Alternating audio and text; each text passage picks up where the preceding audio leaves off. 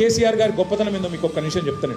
మేము అడిగిన మీ ప్రోగ్రామ్ పెట్టేటప్పుడు సార్ ఈ పైసలు ఇచ్చుడు ఎందుకు సార్, వాళ్ళ కేసీఆర్ కిట్ ఇచ్చి ఆ పిల్లగాలను ఆడుకునేందుకు గిల్కా ఆ పౌడరు ఆ నూనె షాంపూ అవి ఇస్తే సరిపోతుంది కదా, బెడ్డు గిడ్డు అని మేము అడిగినాం. సార్ ఏం చెప్పిండు ఎరికేనా, పేద ఇళ్లలో పిల్ల ప్రసూతికి వచ్చేదాకా రేపు తెల్లారి డెలివరీ అయినదాకా పనిచేస్తారు, పైసలు లేక ఆమె పని చేయకపోతే కుటుంబం నడవక ఆగమవుతారు, ఆ పిల్ల పని చేసుకుంటూ పోతే బిడ్డ ఆరోగ్యం దెబ్బతింటది, తల్లి ఆరోగ్యం దెబ్బతింటది, అందుకే మాతా శిశు మరణాలు పెరుగుతాయి.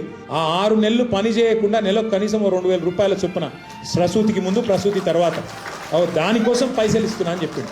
బయట కొనుక్కోవడానికి డబ్బులు ఉండకపోయాము, కానీ చాలా డబ్బులు అయ్యేది. బయట ఆలోచించి హాస్పిటల్కి వచ్చి ఇందులో నార్మల్ డెలివరీ చేయించుకున్నాము. ఆ కిట్ తీసుకోగానే చాలా సంతోషం. అందులో ఉన్న సోప్స్, ఆయిల్, పాపకి ఇచ్చిన బెడ్షీట్స్, శారీస్ అయినా చాలా సంతోషంగా అనిపించింది మేడం తీసుకోగానే.